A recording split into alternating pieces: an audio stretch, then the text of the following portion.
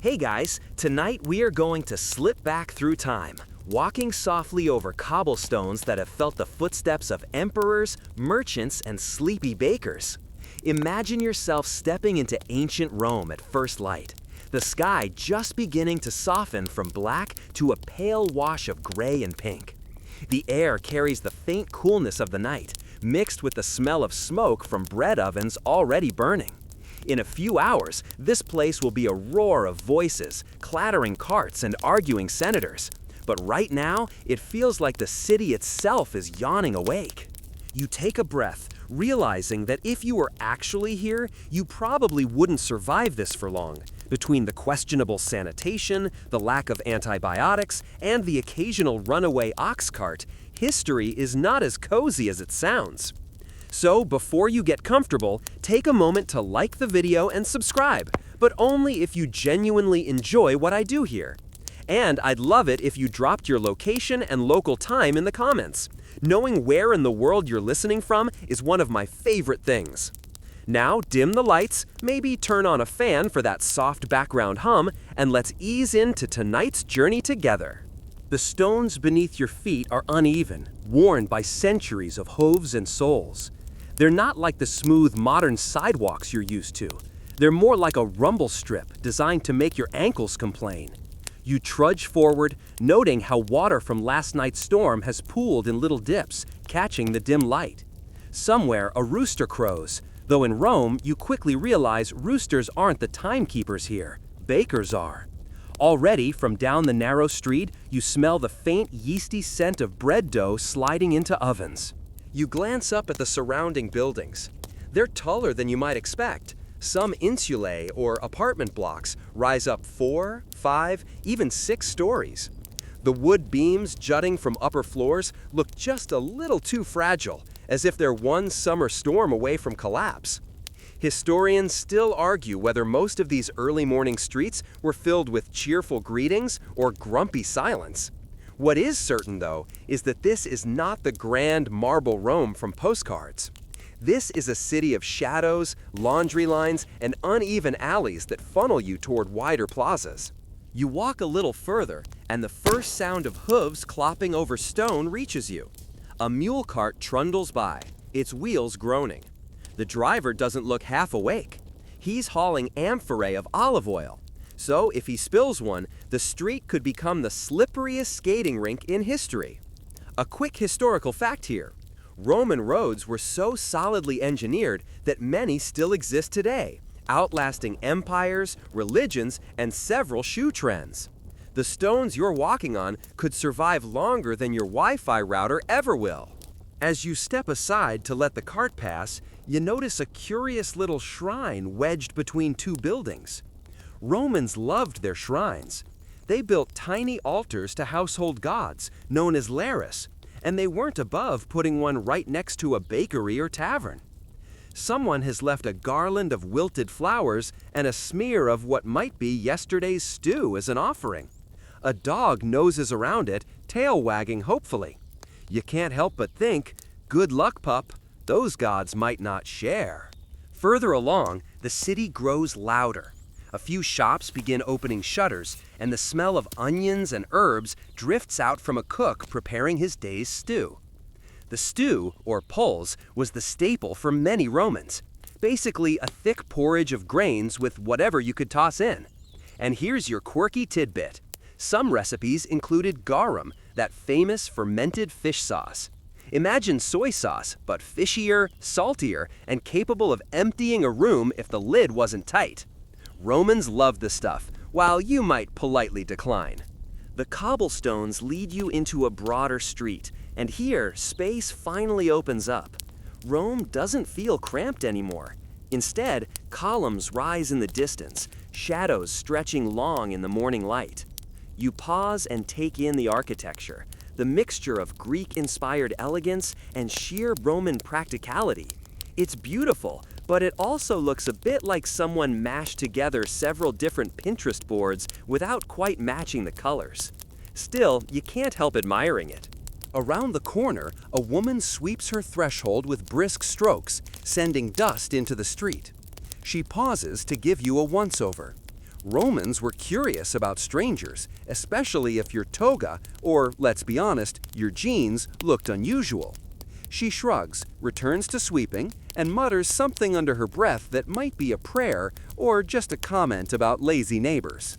You stroll past her doorway and catch sight of a graffiti scrawled on a nearby wall. Roman graffiti wasn't always crude insults, though there was plenty of that. Some were love notes, like Secundus loves Iris, scratched into plaster, or even casual reviews. Ati Metis makes the best bread. Think of it as Yelp reviews, minus the star rating and plus a lot more spelling errors. Historians still argue whether graffiti was tolerated as a kind of democratic voice or seen as vandalism that annoyed landlords just as much as spray paint does today. The city continues to wake. From an upper window, someone empties a chamber pot into the street. You take a very cautious step back, suddenly appreciating modern plumbing. Romans had public latrines, yes, but not everyone wanted to make the trek first thing in the morning. You realize very quickly that walking the streets required as much attention as crossing traffic in New York, maybe more. As the sun rises higher, the air warms, and voices multiply. You hear vendors calling out their wares: figs, olives, honey cakes. A musician strums a lyre near the corner, the sound floating gently. The melody is simple, repetitive, almost hypnotic. You realize that, without trying, you're slipping into the rhythm of the city, your footsteps keeping time with the notes. And then, of course, comes the donkey.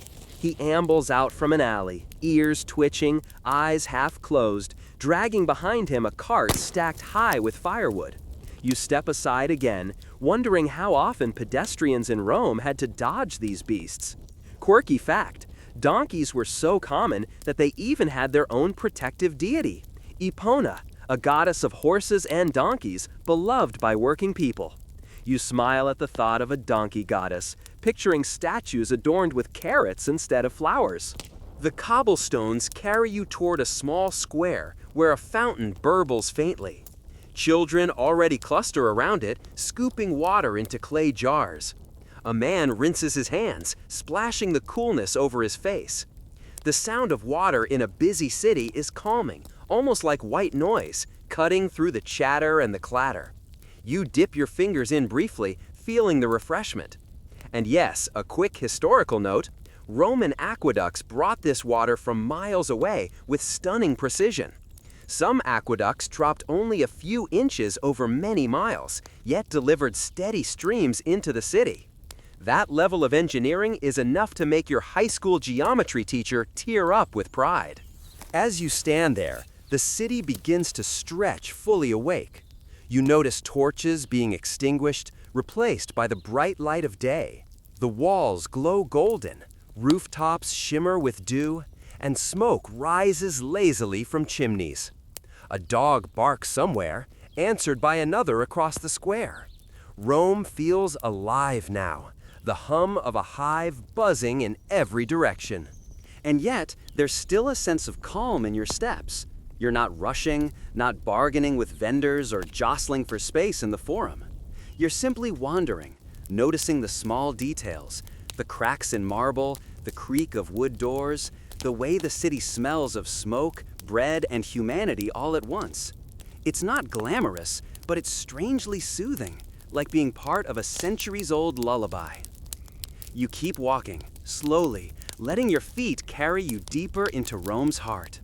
Every cobblestone feels like it has a story beneath it, and with each step, you're a little less in your own world and a little more in theirs.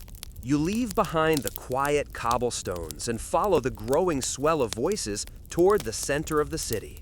The streets widen, lined with colonnades, and soon you find yourself stepping into one of Rome's most famous gathering spaces, the Forum. It's still early, but the place already hums like a coffee shop on Monday morning. Only here, the topics aren't just weekend gossip. They're the business of an empire, the arguments of senators, the deals of merchants, and the occasional whisper of scandal. The basilicas catch your eye first. Not churches, not yet, but enormous rectangular halls built for law courts, administration, and trading. Their tall ceilings echo with footsteps, and even though they're designed for business, they look a little like train stations. Grand, cavernous, a mix of marble dignity and everyday bustle. You wander into one and feel the coolness of the stone under your sandals. The air smells faintly of parchment, wax, and sweaty tobas. Men in white garments stride across the floor, trailing slaves carrying scrolls or bags of coins. You sense you've stumbled into the Roman version of Wall Street, minus the suits, plus a lot more tunics. Historians still argue whether these basilicas were primarily for serious legal proceedings or if they were more like multi-purpose event halls where gossip, business, and politics blended together. In practice, probably both. Imagine trying to resolve a property dispute while 3 merchants nearby yell about the price of Egyptian grain. You might wish for noise-canceling headphones, but alas, not invented yet. A man raises his voice near you. He's selling writing services, basically a freelance scribe. If you can't write or don't want to bother, you hire him to draft letters or contracts. His wax tablets flash in the light as he demonstrates how quickly he can jot things down with a stylus. Think of him as the ancient version of someone offering resume services on LinkedIn, though with slightly more shouting. You step outside the basilica again, and the brightness of the forum makes you squint. The open square is paved with smooth stones, flanked by statues of generals, politicians, and gods. Some look noble, others look like they're trying too hard to appear noble. You chuckle softly. Public image has always been a thing. And just like today, not every Roman was impressed. Quirky tidbit, graffiti artists sometimes scrawled mustaches or jokes onto the bases of statues, poking fun at the mighty. One scholar even found lines mocking a senator's bald head. So yes, even in the heart of empire, people still doodled memes. As you move deeper into the square, the noise swells. Merchants hawk spices, fabrics, bronze tools, and jewelry. The smell of cinnamon and pepper, imported luxuries from faraway lands, mixes with the sharper scent of cured leather. Your nose twitches as someone passes with a basket of onions. Overhead, the cries of seagulls echo, swooping in from the Tiber River, hoping to snatch scraps. A group of citizens gathers near a raised platform, listening intently. A speaker is delivering a speech, gesturing with practiced flair. His toga is draped carefully, the folds adjusted to convey gravitas. He talks about justice, law, maybe even glory. Though you notice a few listeners look more interested in the honey cakes being sold nearby. Historians still argue whether the average Roman really absorbed these speeches or just treated them like background noise. Either way, the tradition of pretending to listen while secretly planning lunch is timeless. You wander further, brushing against a cluster of women wrapped in stolas, their hair elaborately braided. They're haggling with a spice merchant, voices rising like sparrows in a tree. The merchant waves his arms dramatically, insisting the saffron came straight from distant lands, worth every coin. The women aren't convinced. Watching them, you realize negotiation was as much theater as transaction. If you've ever haggled at a flea market, you'd fit right in here. On one corner, a fortune teller squats beside a small table. She offers glimpses into the future with the help of bird omens, dice, or just a good poker face. Romans loved omens, whether it was the flight of crows or the shape of entrails at a sacrifice. You can't help but imagine someone in modern Rome opening an astrology TikTok account. Same impulse, different platform. You pause beside a vendor selling small clay lamps. Their surfaces are decorated with images, some of gods, some of gladiators, some of, well, less family-friendly themes. You pick one up carefully. It's light, porous, and faintly oily from recent use. These little lamps lit the homes of Rome long before electricity. And quirky fact, one lamp found in Pompeii shows a gladiator tripping mid-fall, almost like a blooper reel carved into clay. People back then had a sense of humor, too. The sun climbs higher, and the forum grows hotter, noisier, and more crowded. You weave through clusters of people, overhearing snippets of conversation, arguments about taxes, rumors of a new law, complaints about the price of grain. At one stall, a man mutters about his neighbor's donkey eating his garden. At another, a young boy chases a runaway chicken through the crowd, laughter erupting as it flaps between startled senators' legs. You smile. Even in history's grandest cities, chaos had a way of sneaking in. A pair of stern-looking lictors, guards with bundles of rods called fasces, march past. They escort a magistrate, clearing space with sharp voices. People step aside reluctantly, eyes following with a mix of respect and irritation. Power, it seems, has always traveled with bodyguards. Nearby, under a shaded portico, you notice a money changer's stall. Coins of every size and shine glint on the table. Silver denarii, bronze asses, golden auri. You lean closer, seeing the worn profiles of emperors stamped onto them. The clink of metal fills the air, and you realize this stall isn't just about exchanging currency. It's about power on display. Each coin carries propaganda, tiny posters reminding you who's in charge. You wander toward a temple at the edge of the forum. Its columns rise high, steps worn by countless feet. People file in and out, some carrying small offerings of fruit or incense. The smell of burning resin drifts through the air, sharp and sweet. The murmur of prayers mixes with the street noise, creating a layered hum that seems both sacred and ordinary. You realize Rome didn't separate the sacred from the everyday. Religion seeped into markets, law courts, and even casual greetings. As you lean against a column for a moment, you notice the heat radiating from the stone. You take a slow breath, feeling the weight of centuries pressing in. The forum is alive, overwhelming, messy, and magnificent all at once.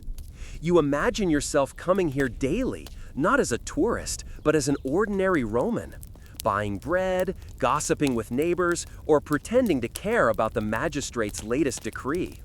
And just as you start to feel at home, a shout cuts through the noise. A merchant waves a basket of grapes toward you, insisting they're the sweetest you'll ever taste. You laugh softly, realizing that in some ways, nothing has changed. People have always wanted to sell you snacks.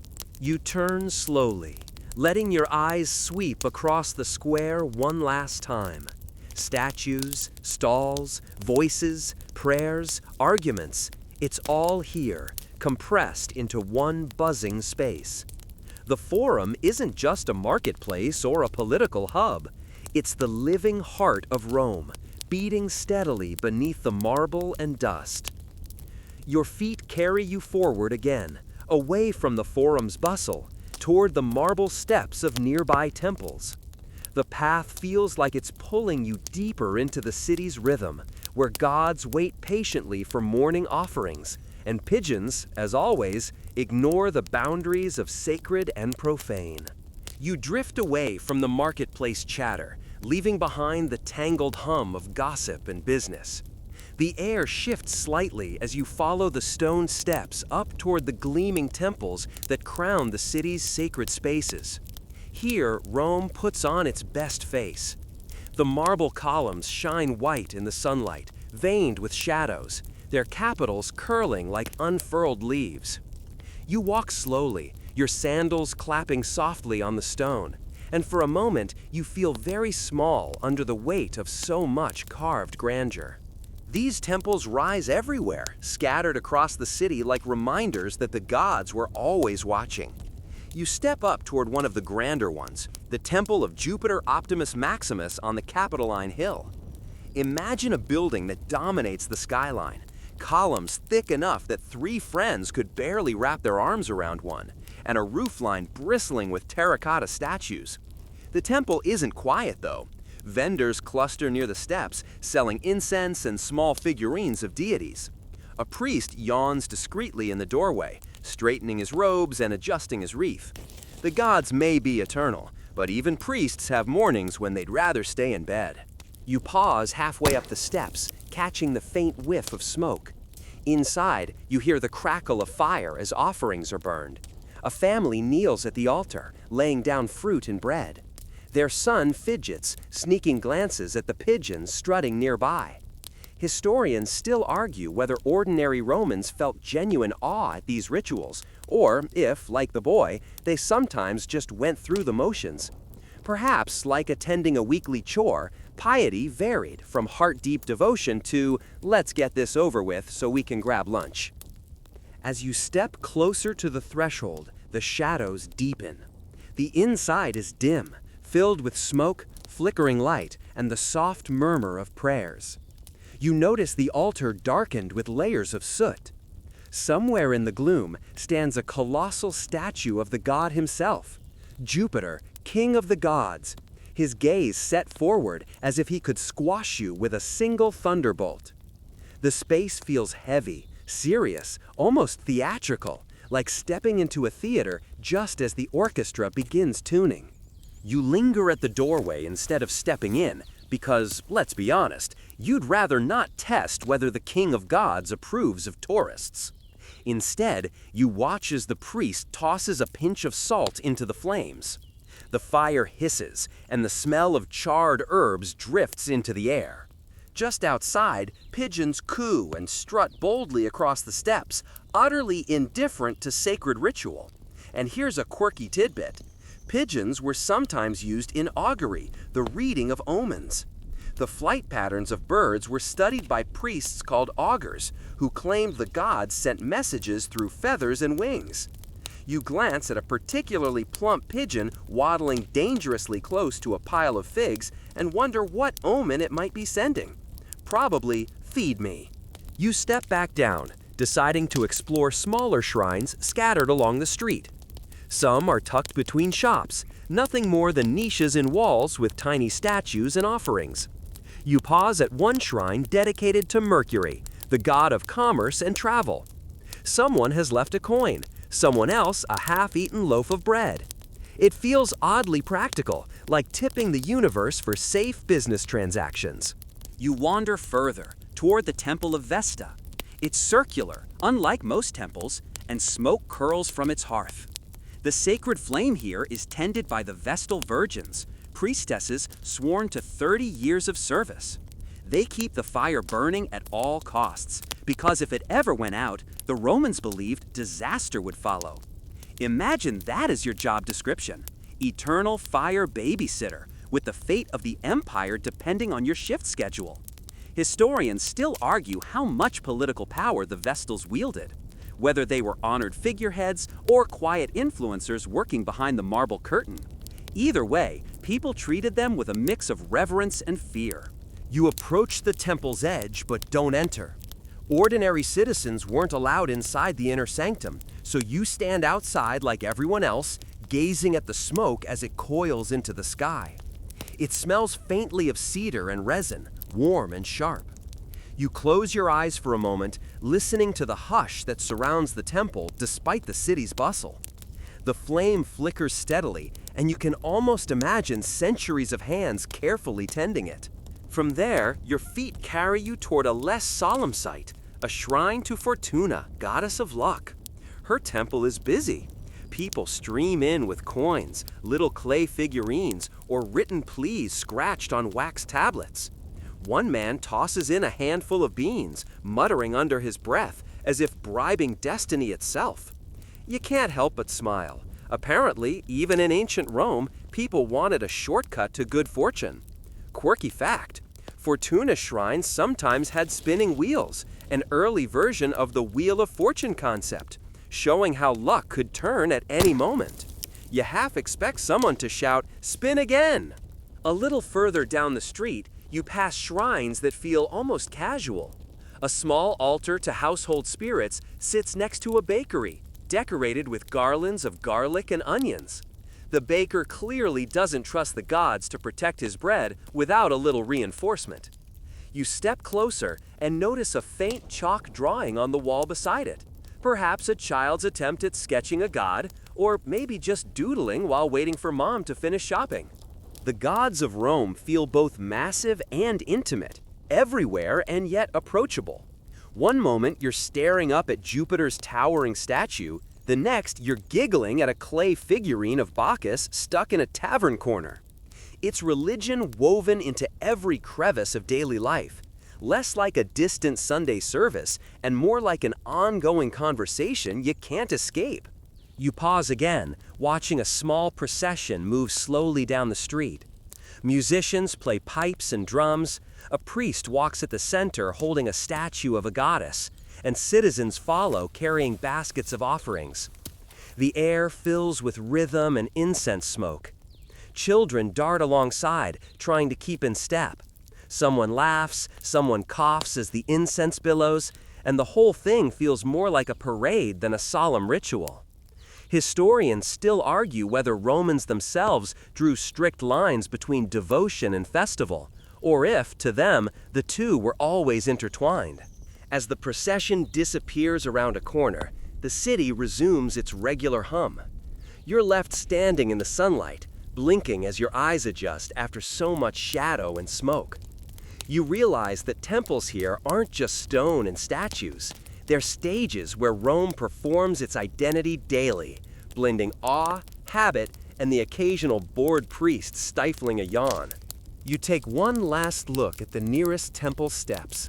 The marble glows, pigeons strut, incense drifts upward. Somewhere inside, a priest mutters a prayer half remembered, while outside, someone drops a fig and curses softly. The sacred and the ordinary live side by side, tangled together, as much a part of Rome's streets as the cobblestones beneath your feet. Your sandals scrape forward again, carrying you past the temples toward the smell of frying oil and sweet figs that wafts enticingly through the air. The gods have had their offerings. Now it's time to wander among the humans who feed both stomachs and gossip in equal measure. The smell reaches you before the sights do, an invisible thread tugging your nose towards sizzling pans and smoky braziers. Leaving behind the marble solemnity of the temples, you follow the aroma into a narrow street lined with stalls and carts. Here the gods step aside and appetites take over. The chatter is louder, looser, flavored with laughter, bargaining, and the occasional sharp curse when a cartwheel splashes through a puddle. You edge into the press of people where vendors are already busy hawking their goods. A man in a grubby tunic waves a basket of figs toward your face, insisting they're fresh from Campania, sweeter than honey. His competitor 2 stalls down shouts louder, claiming his figs come from an even better orchard. You begin to suspect that, like modern advertising, truth bends a little when sales are at stake. The scents here are intoxicating. Olive oil pops and crackles in shallow pans, carrying the sharp tang of garlic. Flatbreads bubble on hot stones, blistering in the heat.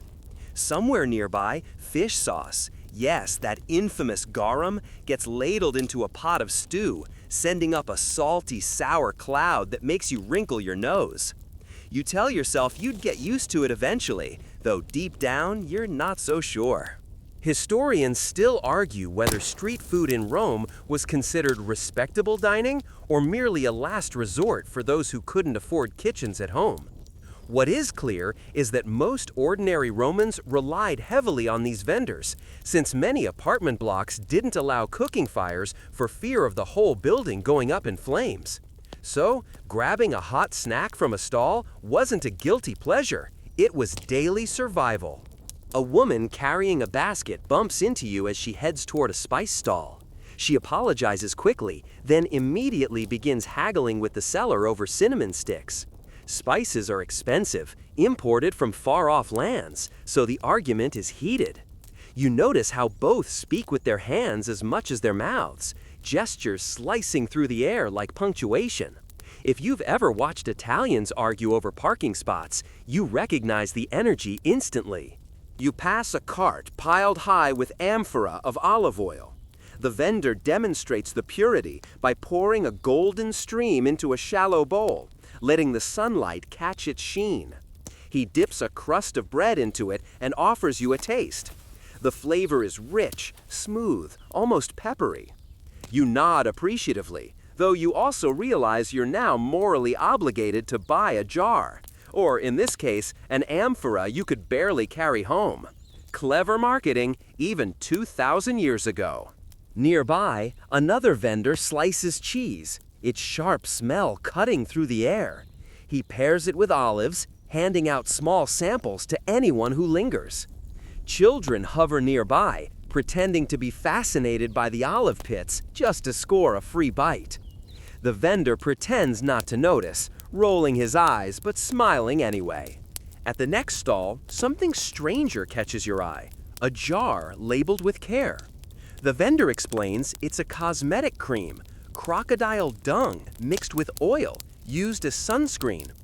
You blink, then laugh softly, because clearly humans have always been willing to smear questionable substances on their skin if promised a little beauty or protection.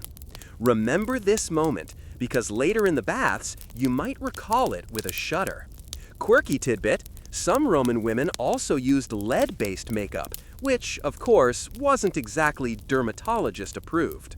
You weave further into the crowd. The sounds shift constantly.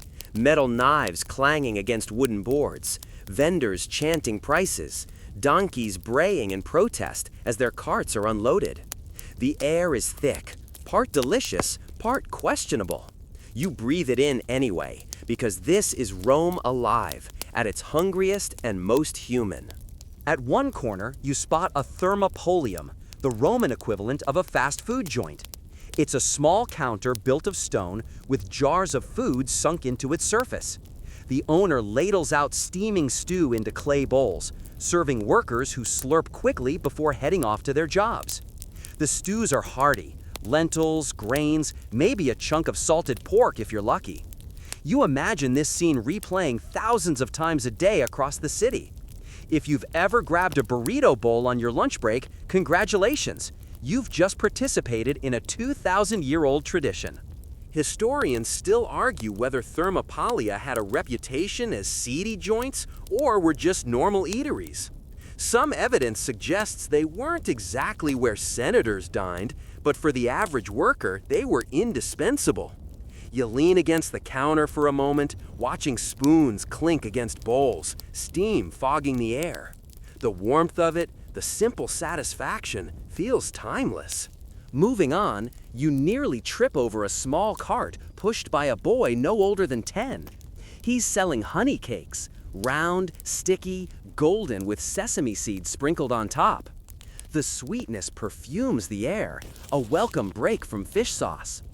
The boy shouts cheerfully, his voice breaking occasionally, but the cakes sell fast. You buy one and take a bite. The honey coats your tongue, thick and floral, sticking to your teeth.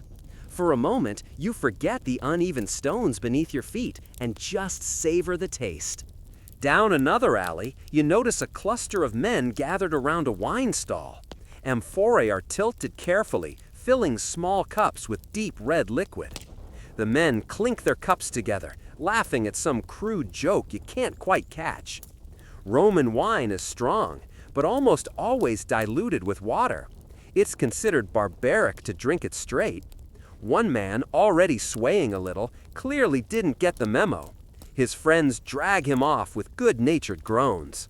You wander past them and pause at a stall where dried dates are stacked in neat pyramids. The vendor proudly announces they came from North Africa, a reminder that Rome's stomach stretched far beyond Italy. Grain from Egypt, spices from India, garum from Spain. The empire funneled it all here. The forum might be the empire's brain, but these markets are its belly. A sudden commotion interrupts your reverie. A runaway pig darts between stalls, squealing as it barrels through a group of startled shoppers. A man chases after it, arms flailing, shouting promises of sausages if someone catches it. Laughter ripples through the crowd as the pig disappears into an alley, still squealing triumphantly. You grin. This surely is not the Rome of marble statues, but it's the Rome people actually lived in. You continue walking, licking honey from your fingers, your ears buzzing with the rise and fall of voices. Food, noise, smells, they all press in, a little overwhelming, but also comforting. The city feeds itself in every sense, with flavors, bargains, and gossip served up together. As the street narrows again, you glance back. The stalls glow in the sunlight, smoke drifting lazily from braziers, voices still clattering. Somewhere behind you, someone laughs loudly at a joke about watered wine. Ahead, the city shifts again, from the streets where people feed their bellies to the tall, creaking insulae where they rest their heads and argue through paper-thin walls. The smell of sizzling oil and honey fades as you leave the food stalls behind, slipping into quieter side streets. The noise dulls, replaced by the creak of wooden shutters and the occasional clatter of a dropped bucket. Here, the towering shapes of insulae, Rome's apartment buildings, loom over you. Their walls rise so close together that in some places you could almost reach out and shake hands with a neighbor across the alley. Laundry flutters above like mismatched flags, creating a patchwork of color against the bright sky. You tilt your head back and squint. 6, sometimes 7 stories of stacked apartments climb upward, each level a little more precarious than the one below. The lower floors are solid stone, but as your eyes move upward, wood and plaster take over, and you can't help but notice how crooked some beams appear. Historians still argue whether ancient building inspectors were diligent or bribed into looking the other way. Either way, these insulae had a reputation, affordable but risky. Fires, collapses, and damp rot were constant threats. You probably wouldn't want to sign a 30-year lease here. A narrow staircase winds upward on one side, its wooden steps creaking under each footfall. You follow a resident, an older woman carrying a basket of vegetables as she climbs slowly, muttering at the weight. The air grows stuffier the higher you go, smells of cooking mingling with smoke trapped under the eaves. You pause on the second-floor landing, glancing into a doorway left ajar. Inside, a small room no bigger than a modern studio apartment holds a family of 5. A clay lamp flickers, illuminating jars stacked neatly along the wall, a low bed, and a pot simmering over a tiny brazier. Space is tight, but the room feels lived in, warm, alive. Children peek at you curiously from behind the doorway, their fingers sticky with dates. Their mother shoos them gently, apologizing for their boldness, though you notice a smile tugging at her lips. Romans valued hospitality, even when their homes were cramped. She offers you a seat, though you politely decline, knowing there isn't really room to sit without displacing half the family. Back on the landing, you hear muffled arguments drifting through thin walls. One voice rises in complaint about water leaking from the ceiling. Another fires back about noisy footsteps after midnight. The grievances sound remarkably familiar. Quirky tidbit: ancient Romans did indeed lodge complaints about upstairs neighbors dumping chamber pots or dragging furniture late at night. So yes, even 2,000 years ago, loud upstairs neighbors was a universal human experience. You climb higher. The steps narrow, tilting slightly under your weight. At the 4th floor, the hallway smells of damp straw. A man leans out of his doorway, grumbling about the landlord. He claims the rent keeps rising even as the roof leaks. He waves his hands, describing buckets strategically placed to catch drips when it rains. You nod sympathetically, though you suspect he'd prefer you join his rant rather than simply listen. Historians still argue how much rent control laws actually protected tenants. Emperors occasionally decreed limits, but enforcement was another matter. Finally, you reach the rooftop. Here, the air clears and sunlight spills generously across a makeshift terrace. A few tenants keep potted herbs along the edge, basil and rosemary releasing their fragrance in the breeze. Someone has strung up lines of laundry that sway gently, casting striped shadows across the tiles. From up here, you can see other rooftops stretching in every direction.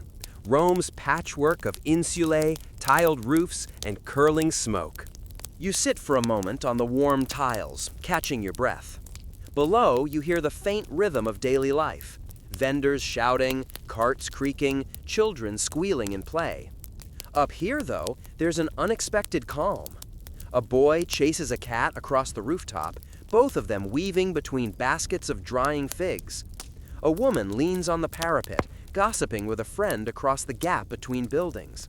Their voices drift lazily, rising and falling like birdsong. You look down again, noting how different life is between floors. Wealthier tenants often lived closer to the ground, where rooms were larger, sturdier, and easier to access. Poorer families climbed higher, crammed into smaller spaces with greater risk. The hierarchy is quite literally built into the walls, stacked one floor above the other. A sudden commotion draws your eye downward. In the alley below, a donkey refuses to move, blocking a cart loaded with firewood. The driver shouts, the donkey stares stubbornly at nothing in particular, and neighbors lean out of windows to add their unsolicited advice. Some shout encouragement, others laugh at the driver's frustration. You chuckle softly. Rome's traffic jams might not involve honking horns, but they were no less chaotic. You descend again, carefully, your hand trailing along the wall for balance. On the second floor, you pause as a door swings open. A man with ink-stained fingers steps out, wiping his hands on his tunic. He's a scribe, his cramped apartment doubling as a tiny workshop. Scrolls are stacked precariously on a table, and the faint smell of wax and papyrus drifts out. He nods politely, then immediately turns to scold a child trying to tug on one of the scrolls. The child scampers off, giggling. The scribe mutters something about how no one respects literature anymore. Further down, you pass a small tavern tucked into the ground floor of the building. The room glows with lamplight despite the hour. Inside, men sip watered wine and nibble olives while debating politics in half-serious tones. One gestures wildly, almost knocking over the jug. The tavern owner catches it with the reflexes of someone who has saved countless jugs before. You hesitate in the doorway, then step aside as two men stumble out, still arguing about which general deserves more credit for Rome's latest victory. Their debate continues into the street, voices fading as they disappear around the corner. Outside again, the afternoon light slants across the insulae, painting the plastered walls in warm gold. Cracks and stains show through, evidence of time and hard living. Yet, despite their flaws, these buildings are alive with energy. Children laugh, women lean from windows to call down to friends, and somewhere a lute strums faintly. Quirky fact, some insulae had tiny shops on the ground floor, their doorways opening directly into the street. A shoemaker might hammer at his bench while neighbors leaned in to gossip.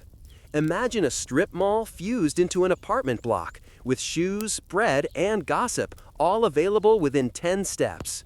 As you step back to take in the full height of the insula, you realize how much of Rome's life happened here, stacked and squeezed together. It's not the marble grandeur of temples or the bustle of the forum, but it's the heartbeat of the ordinary city, the place where Romans woke, argued, cooked, laughed, and sometimes cursed the landlord under their breath. You wander slowly down the alley, letting the shadows of the buildings stretch across you. Behind the plaster walls, you hear muffled songs, clinking bowls, a child practicing his Latin declensions badly. It's messy, crowded, imperfect, but undeniably human. And as the alley bends toward brighter light, you catch the distant sound of water splashing, cool and insistent. The aqueducts and fountains are calling, promising a glimpse of Rome's most remarkable invention: fresh, flowing water in the middle of a massive city. You follow the sound of splashing water, letting the alleyways guide you until the walls open onto a small square. At its center stands a fountain, its stone basin worn smooth by countless hands and cups. Clear water pours steadily from the mouth of a carved lion's head, splashing into the pool below. The sound is gentle yet insistent, like a heartbeat echoing through stone. Children laugh as they dip their toes into the basin, squealing when the chill bites. An old man leans on his staff, filling a clay jug with slow patience, while a woman balances 2 amphorae at her hips like a practiced dance. The water is cool, startlingly clean for such a bustling city.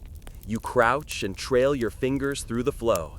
It feels refreshing, a contrast to the warm dust clinging to your skin. This water hasn't just bubbled up here, it's traveled miles, carried by the marvels of Roman engineering. Aqueducts, massive stone channels, snake across the countryside. Some soaring high on arches, others hidden underground. Historians still argue whether the earliest aqueducts were built solely for necessity or also as a grand statement of Rome's mastery over nature. Either way, their precision is breathtaking. Some aqueducts dropped only a few inches over several miles, yet still delivered a steady, powerful flow. You picture the arches stretching across hills outside the city, a ribbon of stone defying gravity. The Aqua Claudia, the Aqua Marcia, the Aqua Virgo, all with names as graceful as their designs. You can almost hear the steady trickle inside those channels, a hidden pulse feeding the entire metropolis. Without them, Rome would be little more than a dusty village clinging to the Tiber. With them, it becomes a city that could quench the thirst of 1 million souls. You watch as a young boy plunges a bucket into the fountain and immediately splashes his sister, who shrieks and chases him around the square. The old man sighs, shaking his head, but a smile tugs at the corner of his mouth. This isn't just water, it's community. People gather here daily to fetch, gossip, and linger. The fountain is as much a meeting place as the forum, only with fewer politicians and more splashing. Quirky tidbit: some Romans believed certain fountains carried healing powers. They whispered that the water of one spring could soothe stomach troubles, while another might strengthen eyesight. Whether true or not, people traveled to these spots with hope, much like modern visitors to mineral spas. You glance at the lion-headed fountain and wonder if its particular gift is simply the ability to cool overheated children. Moving on, you pass a series of smaller spouts set into walls along the street. Each one pours continuously, designed for quick use. A baker rinses his hands after kneading dough, flicking water droplets onto the cobblestones. 2 women laugh as they wash vegetables, their voices bright against the steady trickle. Rome's fountains are everywhere, an everyday luxury, so common that people barely remark on them. Imagine walking through a modern city and finding a free, endless tap of fresh water on every corner. It's almost absurd, in the best possible way. You pause at another fountain, where a pair of soldiers lounge in partial armor. They dip their cups casually, chatting about the morning drill. One of them tilts his head back, gulping noisily before wiping his mouth with his forearm. The other laughs, teasing him for drinking like a donkey. They both look relieved, though. You can tell their day began early and will be long. You step aside quietly, realizing the fountain is a crossroads for everyone. Bakers, soldiers, children, travelers, all drinking from the same stream. Historians still argue how much water each Roman actually consumed daily. Some estimates suggest an astonishing 200 gallons per person, though much of it went to baths, fountains, and sewers rather than direct drinking. Still, the sheer scale boggles your mind. Rome was not just a city of stone and politics, it was a city of water, endlessly flowing, endlessly cleansing. Your path carries you toward one of the larger public fountains, grander than the rest. This one is decorated with marble nymphs carved into its sides, their faces serene as the water cascades around them. The spray catches the light, shimmering like glass shards before falling into the basin. You lean close, listening. The sound is hypnotic, a constant hush that drowns the street noise.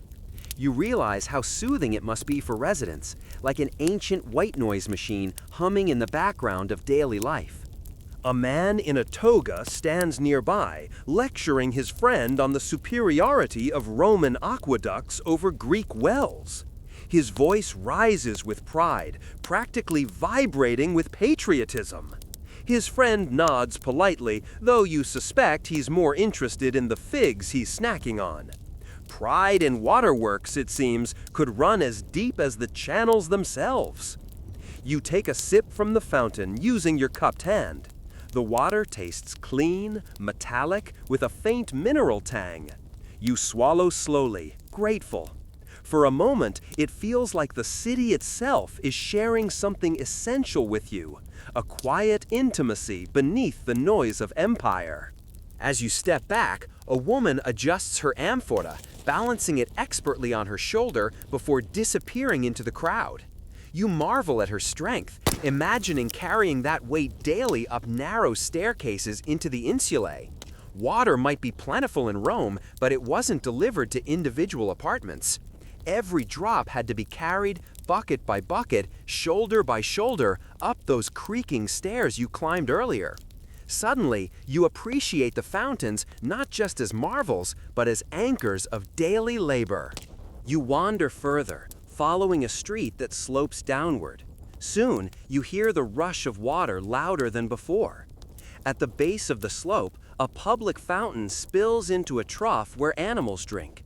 Donkeys bray in satisfaction, their ears flicking as they lower their muzzles. A horse stamps its hoof impatiently, waiting its turn. The mingling smells of hay, sweat, and fresh water fill your nose, earthy and sharp. A boy in ragged clothes splashes his face, grinning at the shock of cold. His laughter rings across the square, light and unguarded.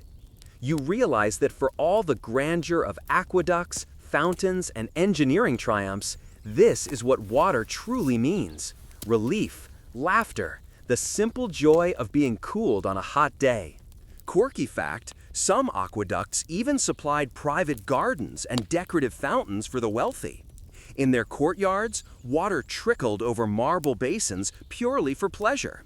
Imagine the luxury of sitting beneath an olive tree, listening to your own private stream, while the city bustled beyond your walls. You'll glimpse those courtyards soon enough. For now, the public fountains remind you that water was both communal and personal, sacred and practical. You linger a little longer, letting the rhythm of the splashing lull you. The fountains seem to whisper, steady and eternal, promising continuity even in a city of constant change. Then, slowly, you rise and step back onto the street. The water's coolness clings to your fingers, a fleeting gift as the day grows warmer. Ahead, the air shifts again, steam rising in the distance, voices echoing off vaulted ceilings. The baths are calling, promising not just cleanliness, but gossip, ritual, and an entire social universe swirling in steam and marble. The faint mist curling above the rooftops grows stronger with every step, until the air thickens with heat and the faint tang of oils. You follow the scent, rounding a corner to see a massive complex rising before you. High brick walls, studded with arched windows, loom like a fortress. But instead of soldiers within, it holds baths. Rome's great thermae were not simply places to wash. They were theaters of water, playgrounds of steam, and living rooms for an entire city. You pass through the wide entrance, joining a steady flow of people. A father tugs his reluctant son by the hand, muttering that dirt doesn't count as armor. A pair of older men argue cheerfully about the best masseur, each convinced his choice is worth the extra coin. Even a senator, toga draped just so, slips inside with the faint air of someone pretending not to care about being recognized. The changing room greets you with a low hum of voices and the slap of sandals against damp floors. Wooden benches line the walls, where men and boys undress, folding their garments into bundles. Slaves linger nearby, standing ready with towels, oils, and the occasional eye roll when their masters complain about the chill. You notice a clever little object, a strigil, a curved metal scraper used to clean sweat and oil from the skin. It gleams in the lamplight, waiting to scrape away not only grime, but maybe also the burdens of the day. Historians still argue whether the baths were more about hygiene or social life. Yes, you could scrub yourself cleaner here than in an apartment basin, but most visitors lingered for hours, chatting, scheming, or just enjoying the warm fog. It was the Roman equivalent of a cafe, a gym, and a public library all rolled into one, except here, everyone's wearing a lot less clothing. You step cautiously into the tepidarium, the warm room. Steam curls lazily across its mosaic floor, and your skin instantly loosens as though sighing. The air is thick, perfumed faintly with lavender oil poured into the water. Painted ceilings arch high above you, depicting Neptune riding seahorses across waves, while dolphins cavort in blues and golds. You wonder if the artist intended visitors to feel like they too were slipping under the sea. A man beside you stretches luxuriously, groaning as if he's been freed from prison. Another sits cross-legged, eyes closed, breathing deeply as though the warmth itself is medicine. You feel your muscles uncoil. Whatever your worries were outside, they dissolve here, floating away with the mist. From the tepidarium, you move into the caldarium, the hot room. Instantly, your skin prickles. The air here is dense and heavy, almost too much to bear. Steam pours from bronze cauldrons, and the marble walls glisten with condensation. Bathers sit on benches, sweating rivers while chatting as casually as if they were in a shaded garden. You try not to gape as one man plunges a ladle of water over his head, sighing in bliss. Another cracks a joke about melting like wax, and laughter ripples across the room. The caldarium isn't just heat, it's ritual. Slaves move through the crowd, offering olive oil for rubbing, then scraping it away with strigils until skin gleams. You watch a burly man submit to the process, grimacing dramatically as if the scraping were medieval torture. His friend chuckles and offers to swap places. A joke about crocodile dung sunscreen pops into your head. You imagine someone suggesting it here as a treatment, and the whole room groaning in disbelief. The hyposcus system beneath your feet is what makes this inferno possible. Furnaces stoke hot air, which circulates under raised floors and inside hollow walls. It's central heating, 2,000 years ahead of its time. You wiggle your toes, feeling the warmth seep upward, marveling at the ingenuity. Imagine explaining to a Roman that most modern apartments struggle to get this cozy in winter. Eventually, you retreat to the frigidarium, the cold room. Here, the air shocks your skin, bracing after the furnace of the caldarium. A large pool spreads before you, its surface rippling like quicksilver in the torchlight. Men dive in with reckless splashes, yelping as the cold hits. You hesitate, dipping a hand. It bites instantly, numbing your fingers. Still, you lower yourself step by step, shivering as the chill seizes your body. But then, calm. The cold invigorates you, sharpens your senses, and you burst up from the water, gasping, strangely awake. Around you, laughter bounces off the vaulted walls. You're part of the ritual now, one more body shocked into clarity. Afterward, you dry yourself in the sudatorium, a dry sweating room. The atmosphere is quieter here, more reflective. Some men recline, breathing steadily as if meditating. A philosopher sits cross-legged in the corner, lecturing his weary audience about virtue while they nod politely, half asleep. You smirk at the sight. Every age seems to have someone who thinks steam makes their opinions wiser. Beyond the bathing sequence, the complex expands into spaces you hadn't expected. Courtyards lined with marble columns hold shaded gardens where visitors stroll, nibbling snacks bought from vendors at the entrance. You catch the smell of honey cakes wafting through the steam. Libraries tucked into corners offer scrolls for those inclined to read. Gymnasiums echo with the sounds of clashing wooden swords and the grunts of men wrestling. Truly, the baths are less about getting clean and more about dipping into every layer of Roman life at once. You notice a pair of young men perched on the edge of a fountain debating a point of rhetoric. Their gestures are dramatic, almost theatrical. One insists Cicero's speeches are the model of eloquence. The other counters with admiration for Seneca. You suspect they'll be here all afternoon, dripping and arguing, too stubborn to admit either is right. Nearby, an older man and his son toss a ball back and forth in the palestra, the exercise yard. The boy misses often, chasing after the ball with eager determination. His father laughs, proud and patient.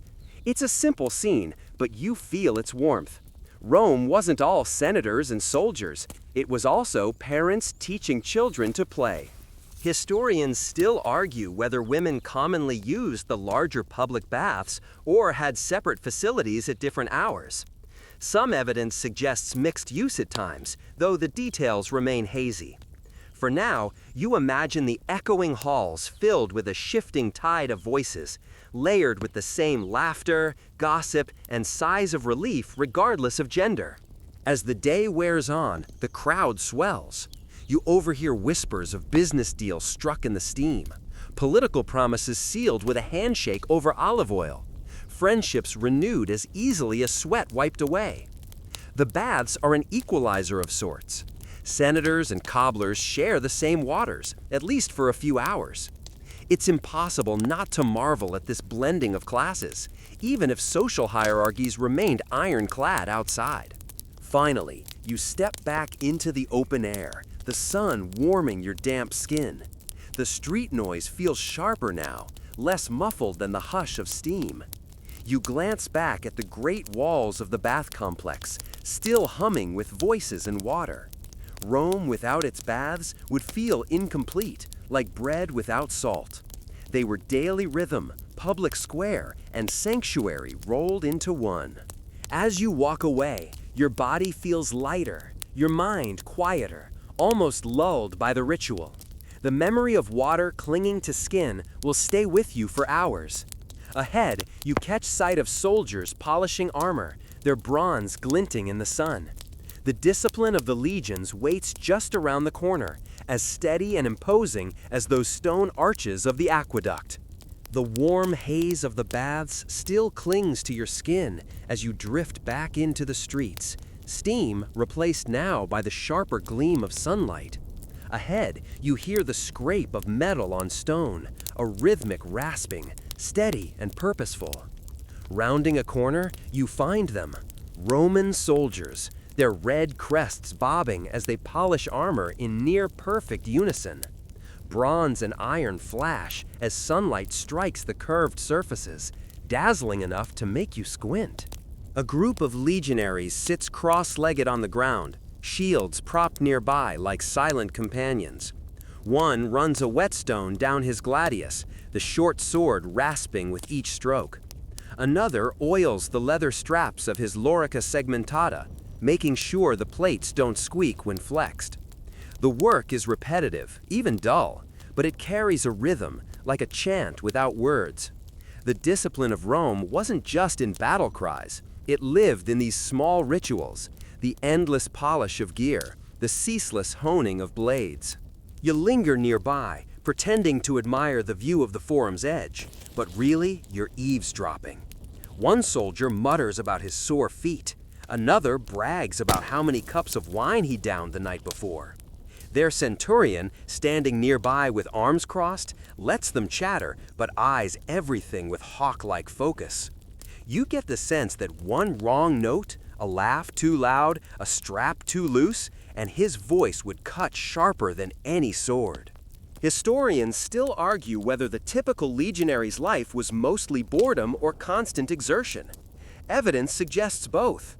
Long stretches of monotonous drills and maintenance, punctuated by brutal bursts of combat or endless marches. Either way, discipline was the glue. Without it, Rome's sprawling empire might have unraveled like an untied sandal. A little further down the street, you spot a recruitment poster plastered on a wall. Painted letters promising pay, land, and glory for any man willing to enlist. A few curious boys stand nearby, wide-eyed, mimicking sword stances with sticks. One thrusts dramatically, narrowly missing his friend, who ducks and laughs.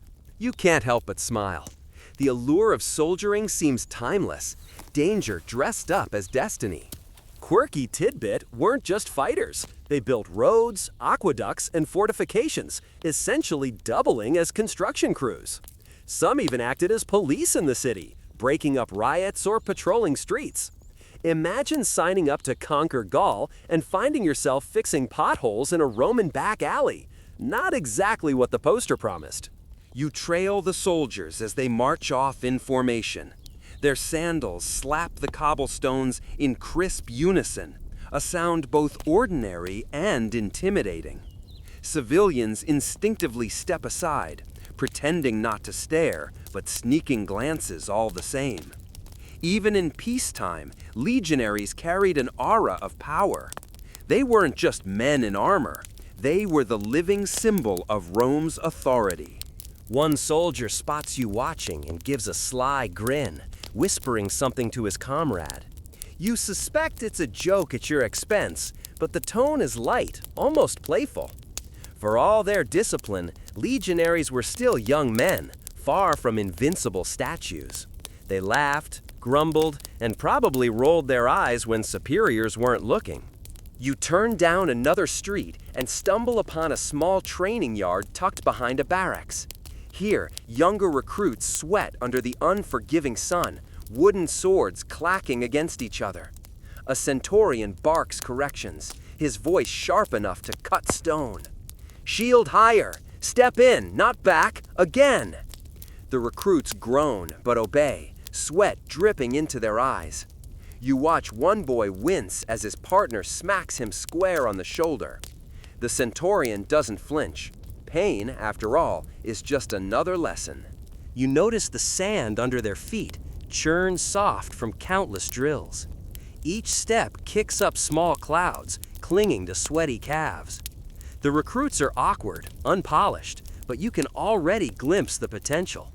With enough repetition, they'll move like the soldiers you saw earlier. Silent, precise, unstoppable. Nearby, a table holds practice gear, splintered wooden shields, dented helmets, and a stack of javelins. You pick one up carefully. It's heavier than you expected, its balance leaning forward, designed to arc just right in flight. You imagine hurling it, the spear spinning through the air to pierce a distant target. Your throw would probably land in the dirt, to the recruits' amusement. Best leave it to the professionals. Historians still argue about how strictly soldiers were punished for mistakes. Some sources describe brutal lashings or even executions for disobedience, while others suggest commanders relied more on collective discipline and shared responsibility. Either way, the fear of shame, or worse, kept soldiers' spines straight and their shields locked tight.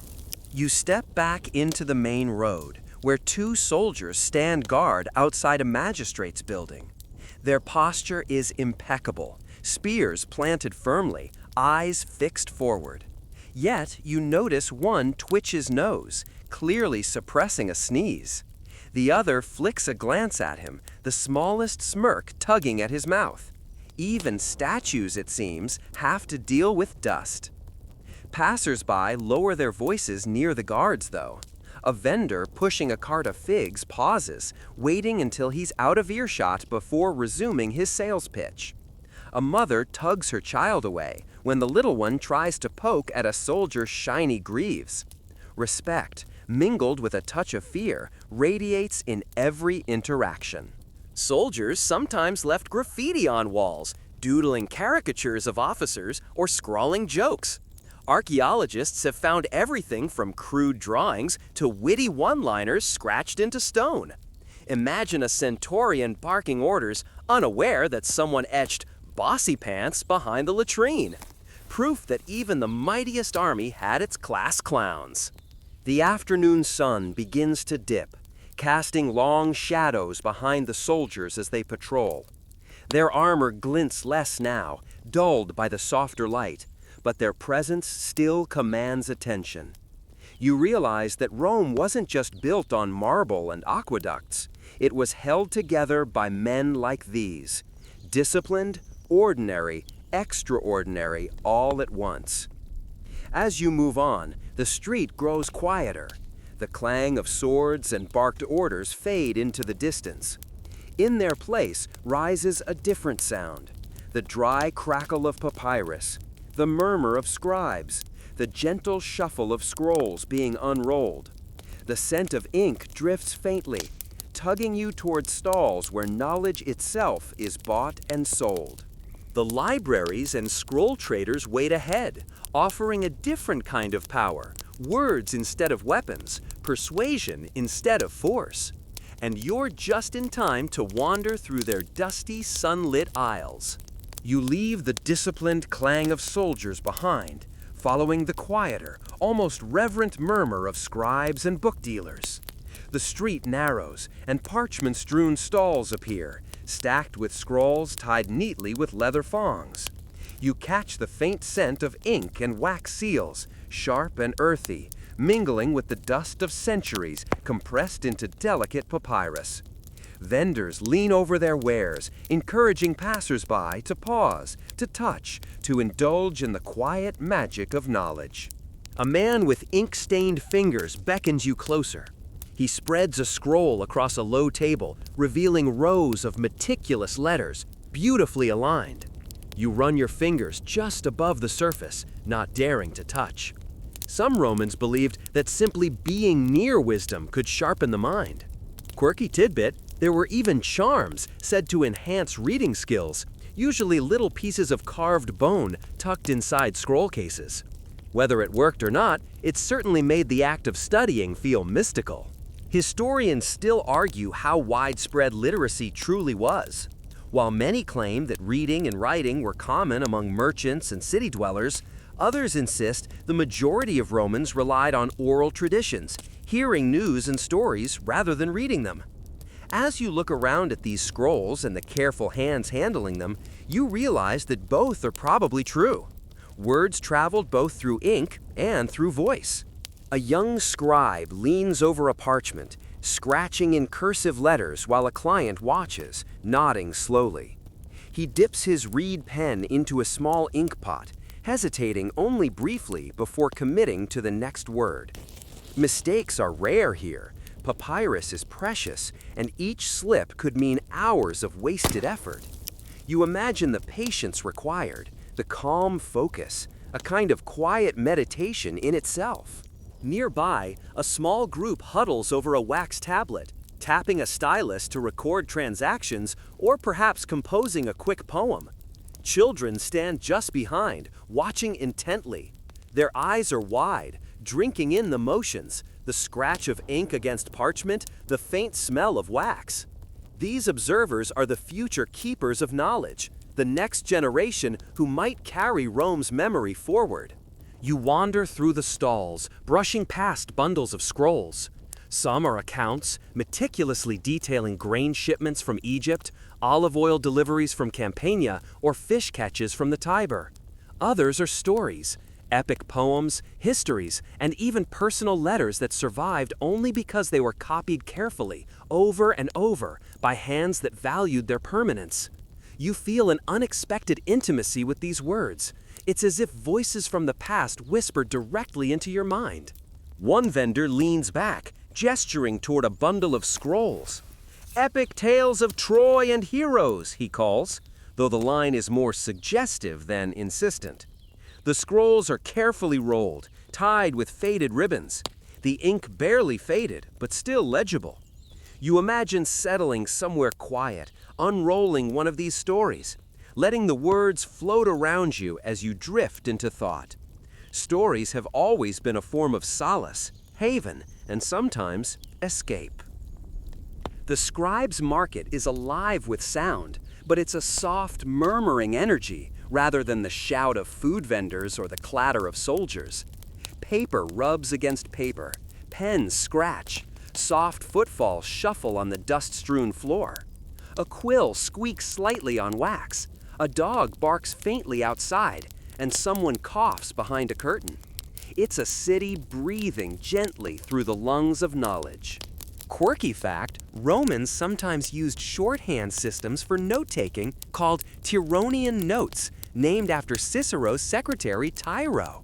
Imagine trying to decode a secret alphabet scribbled hastily in the margins, centuries before anyone thought of modern stenography. You find yourself smiling, thinking that fast writers probably loved their invented symbols as much as we love emojis today. A scholar sits cross-legged on the ground, reading aloud from a scroll to a small audience. His voice is calm, rhythmic, almost hypnotic, drawing listeners into the tale. Some lean on elbows, some sit on their knees, absorbed. You drift along the circle's edge, catching fragments of the story. Heroic battles, divine interventions, the constant tension between ambition and fate. There's no rush here. Rome's stories are long, intricate, and savored, like the lingering aroma of bread from a nearby oven. You notice a pair of children trying to mimic the scholar, their voices higher and less assured, words spilling in uneven rhythm. The adults smile indulgently, but the energy is infectious. Learning here seems intertwined with play. The market isn't just a place to purchase knowledge, it's a stage for it, a laboratory for minds young and old, each absorbing something new in its own tempo. The sun dips lower, spilling long golden stripes across the streets. Dust motes drift lazily in the warm light, turning every inhalation into a meditation. You lean against a stall for a moment, watching people unroll scrolls, whisper to each other, or simply pause to savor a line of verse.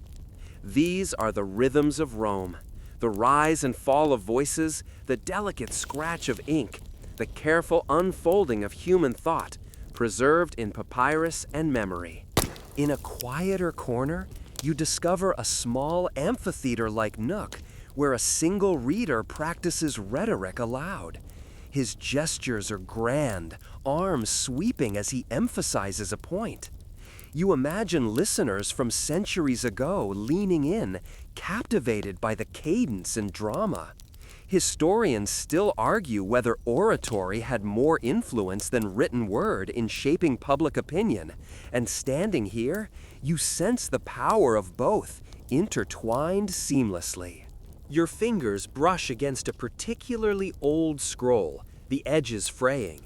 You imagine the hand that wrote it, the careful loops of letters, the patience and thought required to preserve knowledge. Somehow, the fragility of the scroll mirrors the fragility of memory itself, both precious, both easily lost. You tuck that thought gently in your mind, letting it float there as you wander further. Finally, you exit the scribe's quarter, stepping back into a street that hums with the usual bustle, carts, voices, footsteps.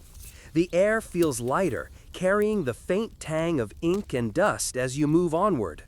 You realize that even in a city built on stone and water, there is a softer undercurrent, the river of ideas, knowledge, and stories that courses quietly through every alley and square.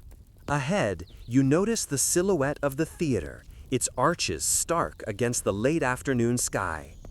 Actors, scripts, and staged drama await, promising a different kind of rhythm, the cadence of performance, applause, and spectacle. But for now, the whispers of scrolls cling to your mind, a gentle echo, softening the clamor of the streets outside. The theater rises before you like a shadow of grandeur, its arches outlined against the late afternoon sky. You approach slowly, feeling the weight of anticipation. Unlike the baths or the forum, this space is built entirely for performance, for the human desire to witness stories unfold in living motion. The noise of the streets softens as you enter, replaced by the echo of footfalls on stone steps, the distant shuffle of stagehands preparing props, and the low murmur of spectators finding their places. You pause at the entrance, watching the actors move behind the partially drawn curtain. They stretch, adjust masks, and run lines under their breath. Their movements are deliberate yet fluid, practiced to the point where gesture and expression are a language of their own. You imagine the countless rehearsals required, the discipline necessary to move a chorus in perfect synchronization. Quirky tidbit? Actors often doubled as clowns during festivals, swapping tragedy for comedy with a flip of a mask, proving versatility was as prized as talent. Historians still argue whether the theater was more an instrument of civic education or pure entertainment. Some argue it was intended to instill moral lessons, a mirror reflecting Roman values. Others insist it existed simply to delight, distract, and amuse. You lean back on a bench, allowing the echoes of rehearsals and soft stage whispers to draw you in. The answer may be both, entwined like the overlapping shadows cast by torchlight on the stone walls. The auditorium rises in tiers, concentric circles of stone that slope toward the orchestra. You wander along the aisles, feeling the uneven surfaces beneath your sandals. The theater is half empty now, early in the day, but you can imagine it packed, buzzing with anticipation. People from all walks of life, merchants, soldiers, women wrapped in stolas, children clutching scraps of bread, filling the space, collectively breathing in the same air. The scent is faint but distinct. Pine resin from the wooden stage, dust from stone benches, a trace of perfume on a nearby woman's scarf. It's subtle, grounding, and comforting. You notice the soundscape, distant carts rumbling in the streets beyond, the occasional coo of a pigeon perched in the upper arches, the soft murmur of dialogue drifting from the stage. The theater exists as both an island of focus and a bridge to the wider city, absorbing Rome's energy while presenting its own narrative. A troupe begins a rehearsal of a tragic play, actors speaking through masks that exaggerate emotion. You can see the discipline in their movements, each gesture, each step choreographed to convey feeling even when the face is hidden. A young actor nearly trips over a prop, earning a low chuckle from a veteran on the wings. Mistakes, it seems, are as timeless as performance itself. Quirky tidbits, masks often had exaggerated expressions, designed to convey emotion to spectators seated far away. Some masks even incorporated megaphone-like structures to amplify the actor's voice. You imagine an audience hundreds of feet away reading terror, joy, or grief from a carved wooden face, translating stone and plaster into human emotion. You drift closer to the orchestra pit, watching as a musician strikes a lyre, the sound gentle yet carrying, filling the semicircular space. The rhythm guides the actors, cues their movements, and binds the ensemble into a seamless narrative. Historians still argue whether the music was originally composed specifically for plays or adapted from popular songs of the day. Either way, it creates a connective tissue, an invisible thread linking performers and audience. Some children play quietly at the edge of the stage, perhaps offspring of the actors or apprentices learning the craft. They mimic gestures they've seen 1,000 times, their enthusiasm untempered by concern for mistakes.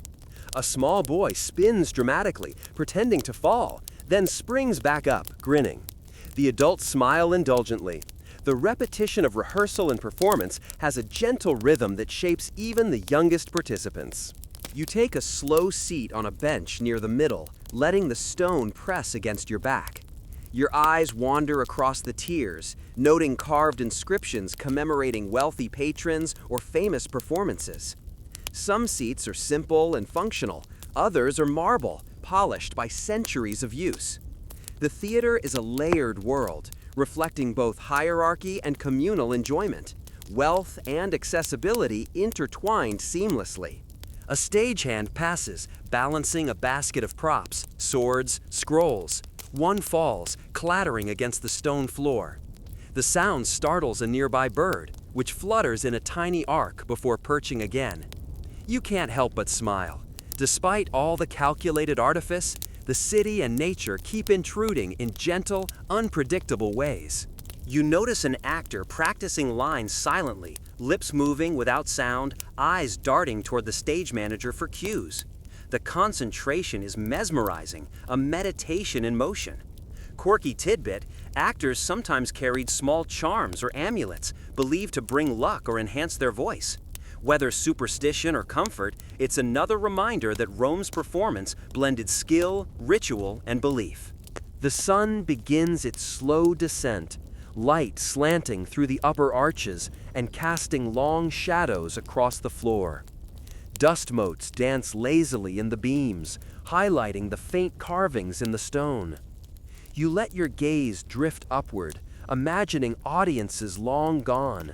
The same arches holding their voices, their laughter, their applause, preserved invisibly in the very architecture.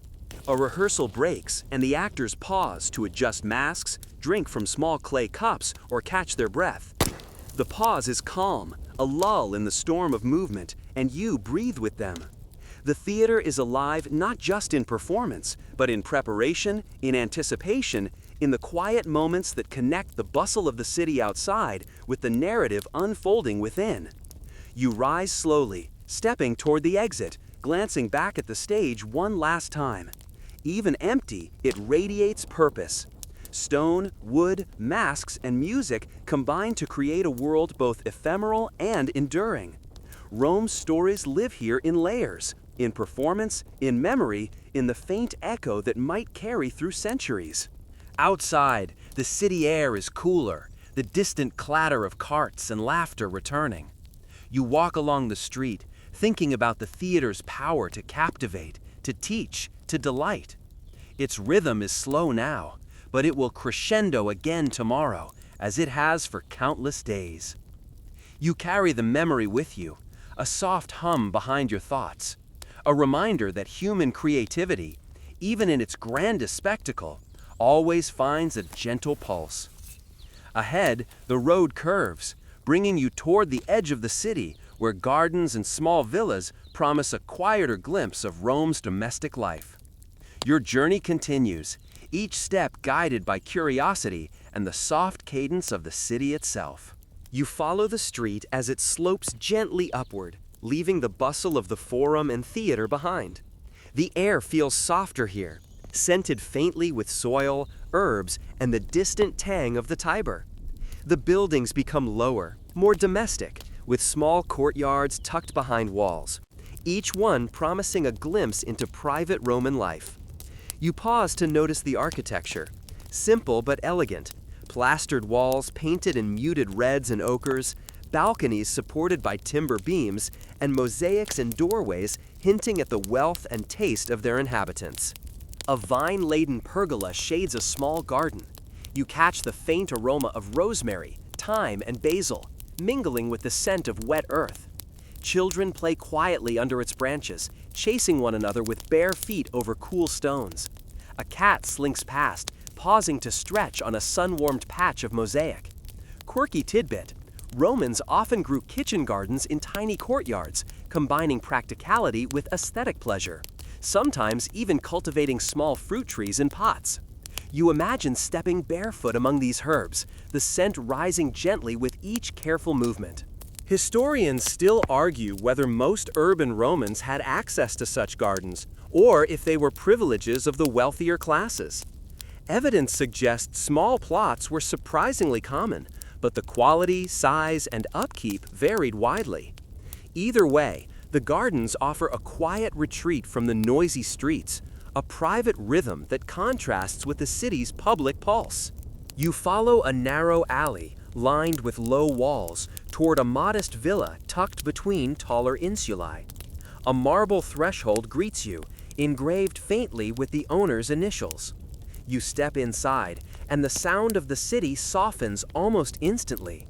The interior is cool, shaded, and serene. A central atrium opens above, letting a sliver of sky illuminate a shallow pool at its center. water ripples gently, reflecting sunlight in liquid patterns across the surrounding walls. A woman arranges clay pots along the edge of the pool, each one containing a different flower or small shrub. She moves with careful precision, her hands familiar with every leaf, every stem. A small boy crouches nearby, tossing pebbles into the water and giggling at the tiny splashes. Their quiet rhythm is hypnotic, a slow cadence that you find yourself matching without realizing it. Nearby, an older man tends a small hearth in the corner. Smoke drifts lazily, carrying the aroma of dried herbs and roasting chestnuts. He hums softly, not really singing, just letting sound fill the space. You watch him work, imagining the years of routine it must take to make such movements effortless, second nature.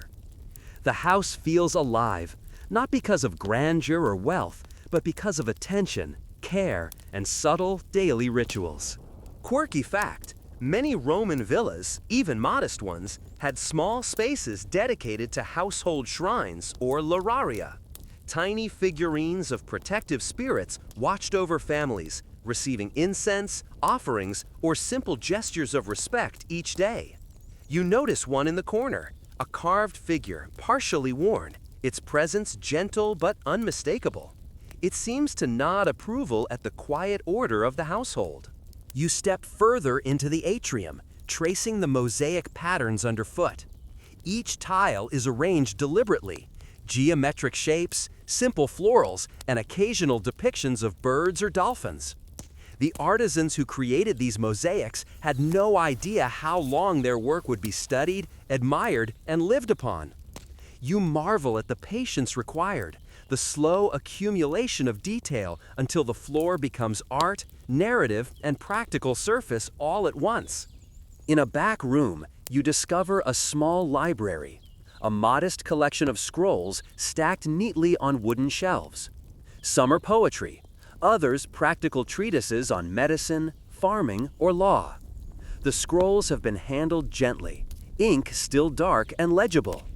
A boy practices reading aloud softly, stumbling occasionally, but smiling at each small success. The rhythm of spoken words, measured and unhurried, fills the room like a gentle song. Historians still argue whether such private libraries were common or exceptional. Evidence suggests literacy was rising in urban centers, and scroll collections varied widely, from a single favorite poem to dozens of practical and recreational texts. You think about the continuity of learning, how knowledge traveled from public spaces to intimate domestic corners, shaping the rhythm of everyday life. A small kitchen opens off the atrium, the hearth warm and inviting. Clay pots bubble with stews, and a shelf holds amphorae of olive oil, wine, and garum. The smell is earthy, grounding, a reminder that sustenance is as central to life as beauty or learning. A woman stirs a pot gently, humming the same tune as the man by the hearth. Their movements overlap in perfect, unspoken coordination, a duet of domestic care. You step outside into the villa's tiny garden, where the sun is lowering toward the horizon. The shadows stretch long across the courtyard, creating a lattice of light and shade over the mosaics and shallow pool. Birds flit between the pergola and roof tiles, the faint rustle of wings punctuating the soft murmur of water. You pause to breathe it in, the scent of herbs, soil, and warm stone combining into something timeless. Children chase each other one last time before evening, the gentle squeal of their laughter fading as the sun dips further.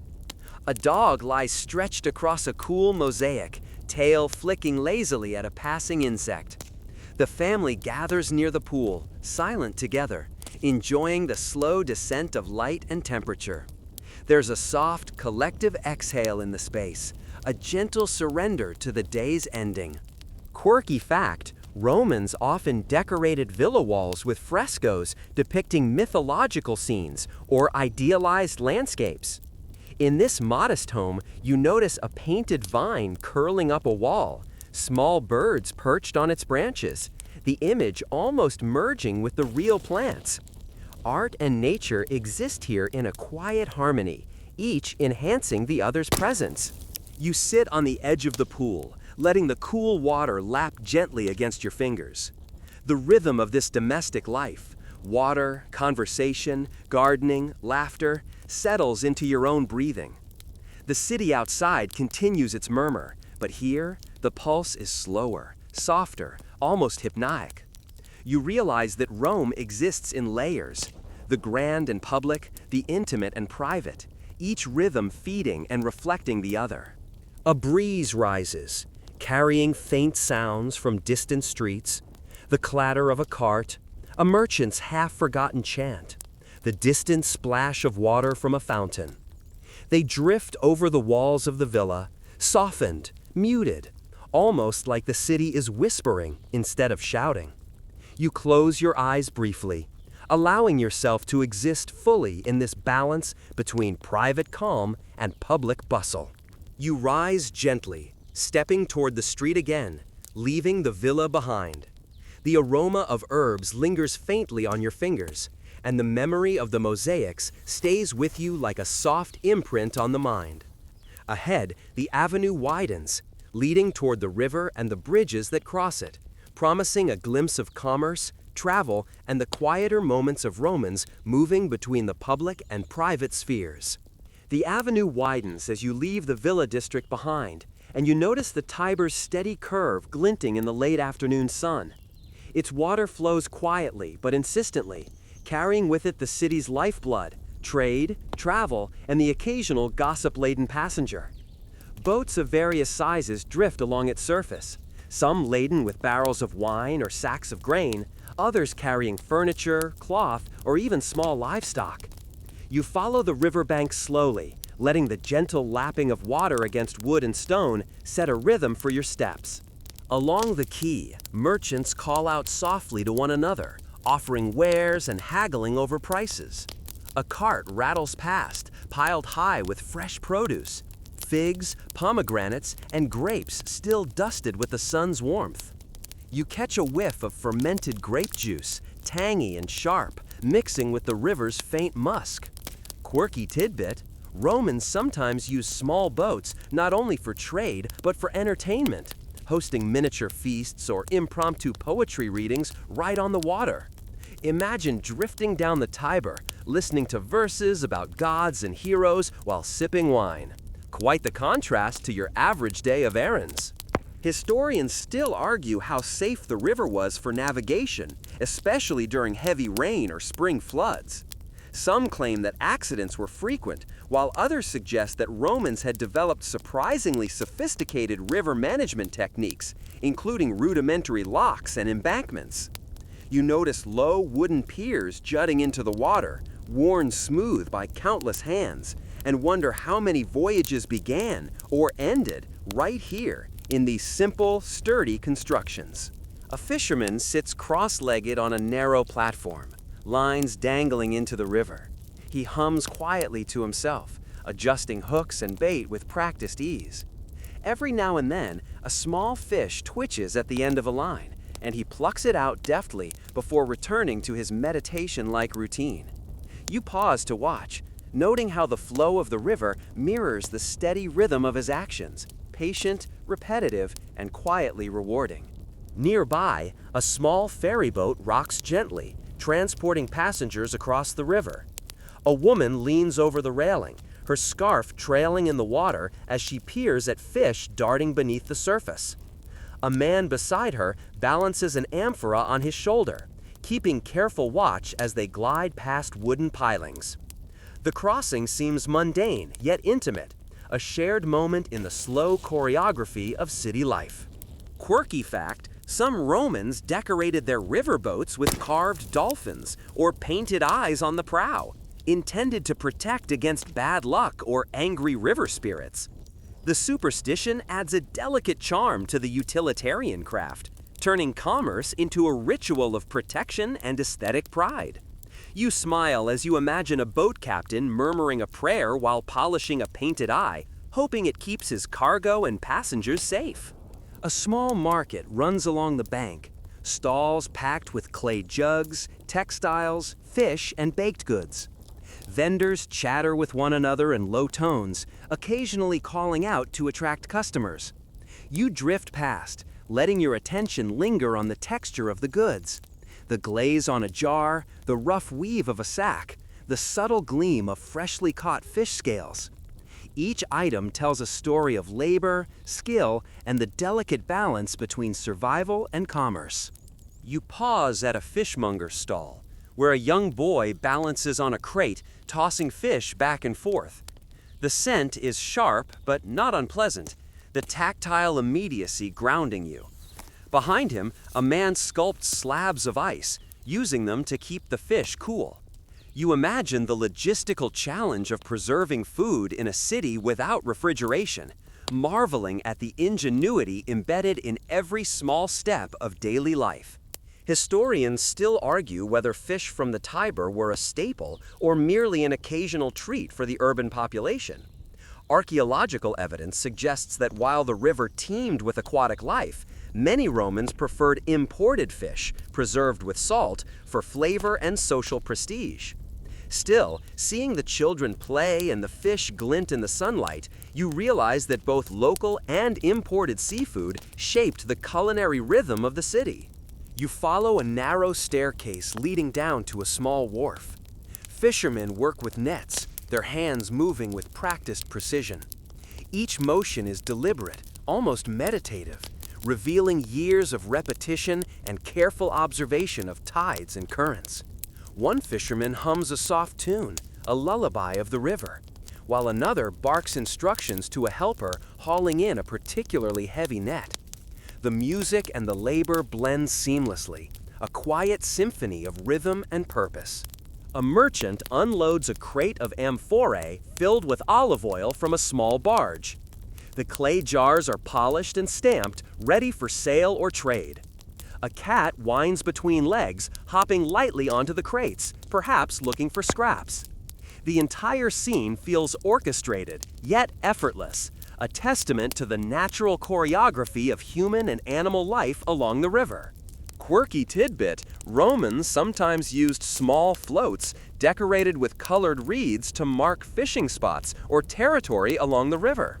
These simple markers could indicate ownership, catch limits, or even hidden traps, a kind of primitive GPS that was both functional and visually striking. You watch one such float bob gently on the current, almost playful in its stillness. The sun begins to dip lower, casting long golden reflections across the rippling surface of the Tiber. The river's pace slows as the day wanes, and the boats move more languidly, their oars dipping in a rhythm almost hypnotic. The water carries with it the sounds, scents, and shadows of the city, merging commerce, labor, and play into a single, continuous pulse. You follow the riverbank a little further, noting small gardens and courtyards tucked just behind the quay. Families step out onto terraces to catch the evening breeze, waving to friends passing by on boats. The domestic rhythm blends seamlessly with the urban and commercial, a reminder that life in Rome was layered, complex, and intimately interconnected. Finally, you pause on a low pier, letting your fingers trail through the river's current. The water is cool and surprisingly clear, carrying the reflections of rooftops, arches, and the late sunlight. You realize that the river, like the streets and buildings and baths, is a vessel of life, carrying the past and present together in a slow, unending flow. As evening settles, shadows stretch across the quay, and the distant clatter of carts fades into the soft murmur of water. You breathe deeply, letting the city's layered rhythms, river, trade, domestic life, settle gently in your mind. Ahead, the bridges await, promising new crossings, new perspectives, and the subtle pulse of Rome continuing beyond the banks of the Tiber. You step onto one of Rome's many bridges, the stone underfoot warm from a day of sun, yet cooling as the evening approaches. The arches beneath you stretch gracefully, each one a testament to the skill of engineers long gone. their calculations precise enough to support centuries of footsteps, wagons, and water.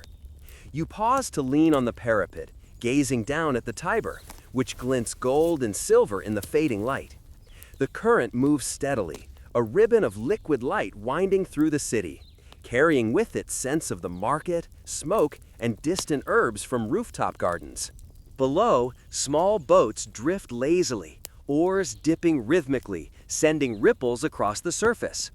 A fisherman pulls in his line, deftly lifting a glimmering fish into his hands, then tossing it lightly into a woven basket. Nearby, a merchant steadies a crate of wine amphorae, the gentle sway of the boat reminding you that commerce in Rome never truly pauses. Quirky tidbit: some bridge piers were intentionally widened to act as small platforms for stalls, mini markets on water, so that travelers could buy snacks or charms mid-crossing. You imagine a tiny vendor perched precariously, hawking figs or talismans to weary pedestrians. Historians still argue whether certain bridges were primarily functional or served as social spaces. Archaeological and literary evidence hints at both. Crossings were essential for trade and military movement, but they also hosted gatherings, conversations, and occasionally even political demonstrations. You glance at the few people walking beside you, imagining conversations once held on these stones, decisions whispered, and debates enacted under the same sky. The bridge hums with life. A group of children runs ahead, their laughter bouncing across the stone arches. A dog follows, tail wagging, leaping occasionally to snap at their shadows. Their energy is contagious, even as your pace slows to take in the view. On either side, the riverbanks slope gently, dotted with homes and small gardens. You catch sight of a few lamps flickering on as evening approaches, their soft glow reflecting in the water. A boatman calls to his companion across the river, his voice carrying on the gentle breeze. They laugh at something, the sound clear and sharp over the murmuring water. You note the rhythm of life here. Each person, animal, and vessel moves in patterns that feel both spontaneous and carefully orchestrated. A living choreography on stone and current. Quirky fact: bridges in Rome often had small shrines or statues embedded along the parapets, dedicated to river gods or protective spirits. Travelers sometimes paused to leave offerings, a coin, a flower, or a whispered prayer, asking for safe passage. You glance at a small carving near the edge, worn by centuries of hands, and imagine people pausing here, silently acknowledging the river's power and mercy. The sun dips lower, and the reflections on the Tiber deepen, shifting from gold to burnished copper. You notice the patterns formed by the ripples, small eddies that seem to dance in place, turning slowly beneath the bridge. The river is both constant and ever-changing, a living mirror of the city above. You pause to trace the lines with your eyes, letting the gentle motion lull your thoughts into a relaxed cadence. A woman carrying a small basket of vegetables passes by, greeting a neighbor with a soft salve before continuing.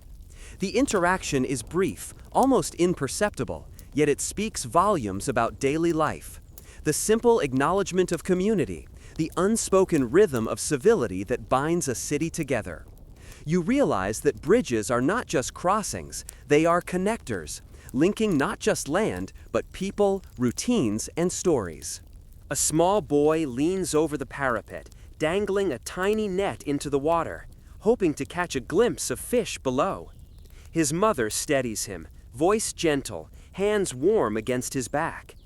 Nearby, an elderly man sits on a low step, whittling a piece of wood with careful strokes, the shavings falling silently into the river below. Each action, small and seemingly inconsequential, contributes to the soft hum of life on the bridge. Historians still argue whether pedestrian use of bridges was tightly regulated or more free-form. Some records suggest that certain crossings were restricted during market days or military parades, while others indicate a more relaxed approach, with children, merchants, and travelers mingling freely. Watching the ebb and flow of people here, it seems that Rome struck a balance, allowing order and spontaneity to coexist. You continue your walk, noticing how the bridge tilts gently underfoot as you cross the central span. The stones are worn smooth, evidence of countless feet and sandals over the decades. Each step feels connected to those who walked here before: traders, soldiers, children, lovers, and philosophers. The weight of history is subtle but present, a soft pressure that makes you aware of time stretching backward and forward simultaneously. The bridge widens near the far end, where a small square opens. Merchants pack away their goods, lanterns flicker to life, and you can hear the distant murmur of evening activity from the city streets beyond.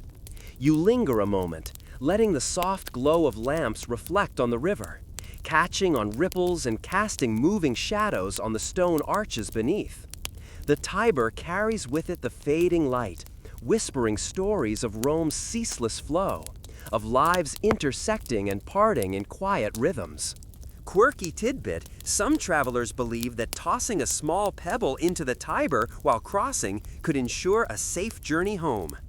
You imagine someone pausing here, hesitating with their pebble, then letting it drop, watching it disappear beneath the shimmering surface, a ritual both intimate and communal.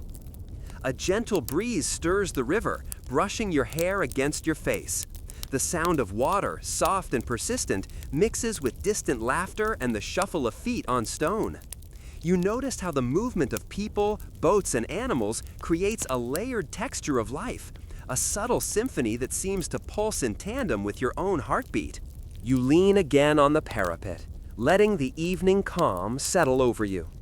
Across the river, the last light reflects on terracotta rooftops and small gardens, blending with the gold of lanterns and the fading warmth of the sun. The bridge feels suspended in a perfect balance between city and river, day and night, activity and rest.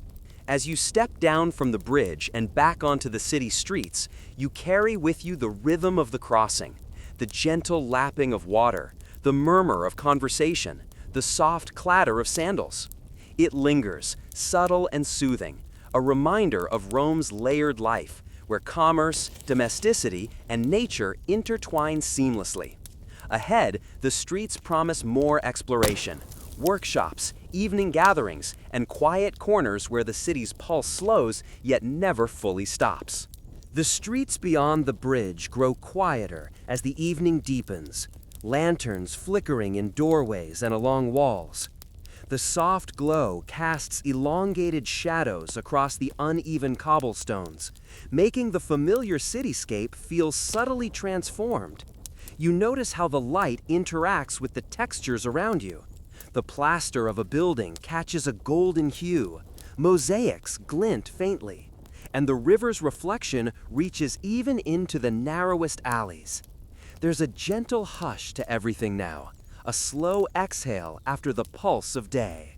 You wander past small workshops tucked along the street, their owners winding down for the evening. A potter taps clay gently on a wheel, forming bowls and jars with deliberate rhythm, the quiet thump accompanying the murmur of the city. Quirky tidbit: some artisans added tiny, almost invisible symbols or faces to their pottery as personal signatures, a subtle mark for those paying attention. You find yourself scanning the edges of a freshly spun bowl, imagining the artisan's playful wink hidden in the clay. Historians still argue how regulated crafts and workshops were in urban Rome. Some suggest tight oversight and guild-like structures. Others argue for more freedom, where creativity and competition thrived side by side. Watching these hands at work, the mixture of discipline and personal flair is obvious, a delicate balance between tradition and individual expression. Nearby, a small blacksmith's forge glows faintly, embers glowing like captured stars. Sparks leap gently from a hammer striking metal, and you catch the rhythmic clang of shaping iron, a pulse that feels almost musical in its repetition. A young apprentice fans the flames while the smith works, sweat glistening on his brow. There's an unspoken flow here, Each movement anticipates the next, a silent choreography honed by years of repetition. The scent of metal and fire mingles with the evening air, rich and grounding. You step closer, noticing the textures of the forge, rough stone, smooth metal, and the faint grain of ash underfoot. The atmosphere is intimate, almost hypnotic, drawing your attention to the precise, deliberate work happening before you. You imagine the countless objects created in these small spaces: tools, household items, weapons, even tiny tokens of personal significance. Each piece carries a fragment of the artisan's rhythm, preserved in form and function. Quirky fact, Roman blacksmiths sometimes left small decorative symbols or initials on tools, similar to the potter's marks. A hammer might bear a tiny crescent or animal imprint, subtle enough to be overlooked but meaningful to its creator. You smile, imagining a hidden signature tucked beneath a commonplace item. Further down the street, you notice a small group gathered around a street performer. He juggles small balls with surprising skill, keeping his movements slow and deliberate so onlookers can savor each toss. Children cheer, adults clap softly, and the rhythm of laughter and applause fills the alley. The performer's timing is gentle, almost hypnotic, slowing the pace of those who pause to watch. Historians still argue how formal or spontaneous street entertainment was. Some evidence points to organized troops traveling the city, while other accounts describe performers setting up wherever they could find an audience. Either way, you sense the intimate connection between performer and spectator, a momentary shared rhythm that exists only in the present. You continue walking, noticing the interplay of shadows and sound. A cat pads silently along a wall, tail high, eyes gleaming in the lantern light. A vendor finishes packing up his remaining goods, the faint rustle of cloth, a soft punctuation in the evening. Each sound, small and deliberate, contributes to the quiet symphony of the city winding down. The aroma of evening meals drifts from open windows, bread baking, olive oil sizzling in a pan, faint smoke from hearth fires. You pause near a doorway, watching a family gather for dinner, children settling on benches while adults serve small plates. There's an intimacy here, a private rhythm that contrasts with the public pulse of streets and markets. Even the smallest acts, cutting bread, pouring wine, sharing laughter, carry the weight of daily life, quietly shaping the city's ongoing cadence. Quirky tidbit, some Romans hung small charms or tokens near their kitchens or doorways, believed to protect the household and encourage prosperity. You notice a tiny figure tucked above a doorframe, a playful reminder that superstition and routine intertwined seamlessly. A gentle breeze rises, carrying the faint murmur of voices from other streets, the distant echo of a lyre, and the soft slap of oars from a boat returning to shore. The city's rhythm is layered, private and public, work and play, laughter and labor, all interwoven in subtle harmony. You slow your pace, allowing the textures of sound, light, and scent to settle in your mind. You round a final corner, and a quiet plaza opens before you. A small fountain murmurs, water spilling over carved stone with a gentle, hypnotic cadence. Around it, benches invite passers-by to pause, to linger, to watch shadows lengthen and the sky deepen in color. You settle on one of the benches, letting the sound of flowing water and the distant city mingle into a soft, calming rhythm. Historians still argue how public spaces were used for leisure in the evenings.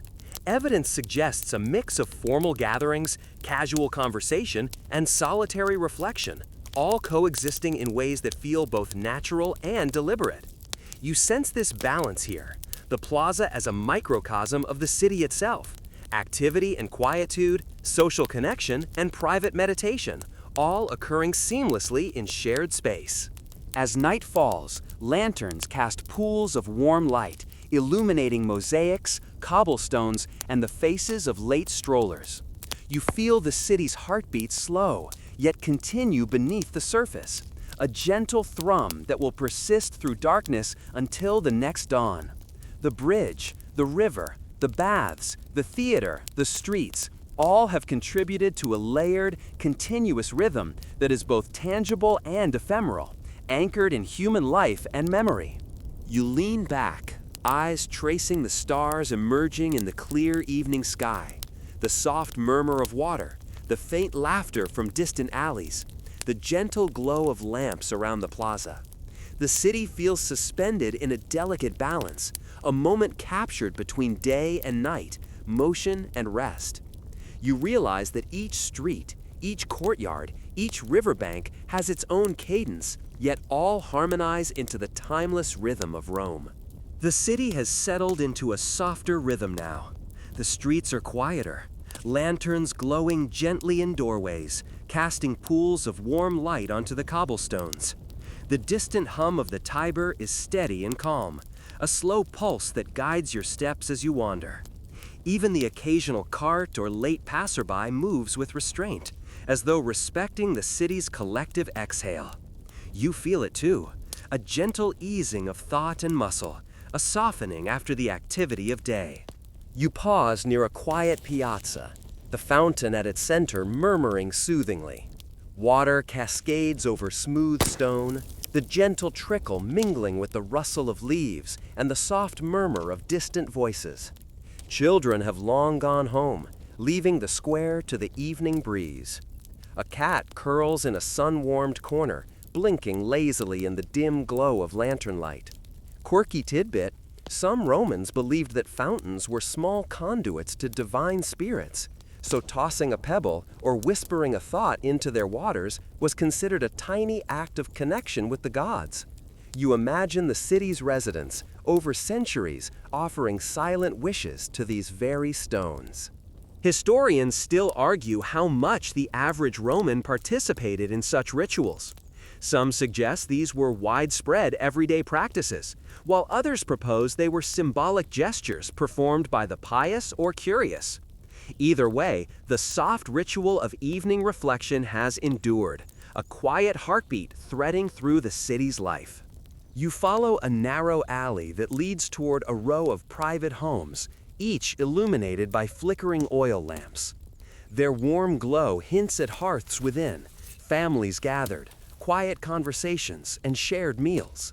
The scents drift outward: roasted bread, faint olive oil, herbs still clinging to cooking pots. Each aroma evokes comfort, domestic rhythm, and the gentle familiarity of life carried on quietly, day after day. A small garden blooms at the edge of one home, shadows stretched long across its carefully tended herbs and flowers. You imagine the family inside, perhaps seated at a low table, cups in hand, murmuring about the day's events, while the soft fragrance of thyme and rosemary drifts through the open windows. Life is slow here, deliberate, yet alive, each movement measured and meaningful. Quirky fact, Romans often used small clay figurines in their gardens to represent protective spirits, sometimes hidden among the foliage. You spot one tucked near a lavender bush, a tiny guardian blending in with petals and leaves. Its presence is subtle but comforting, a reminder that small details anchor the rhythms of life. You continue down a side street toward the city's outer wall. Here, the clatter of commerce has faded completely. The occasional lantern sways in a breeze, shadows dancing across the stone walls. A soldier on night watch shifts his stance, spear planted, eyes alert yet relaxed. The rhythm of the city now mirrors the gentle cadence of the river, steady, patient, enduring. Nearby, a small bakery lets out its last scent of warm bread for the night. A baker leans on the counter, wiping flour from his hands, while a helper stacks empty baskets for the next day. The soft, comforting smell reminds you of the steady, necessary patterns that sustain life: food, labor, routine, and care. These quiet acts, repeated over centuries, create the subtle pulse beneath the city's grandeur. You wander toward a small bridge spanning a side canal, where the water moves in lazy ripples. Lanterns reflect in the surface, scattering light across the stone in delicate patterns. A few late travelers cross slowly, speaking in low voices, their steps measured and almost in sync with the soft current below.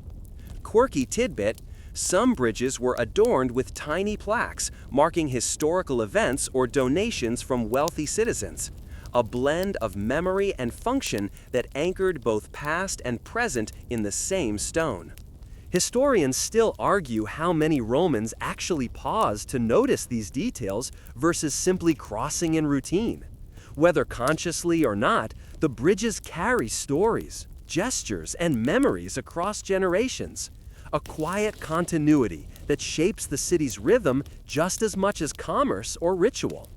You pause at the canal's edge, letting the soft murmur of water and occasional bird call fill your awareness.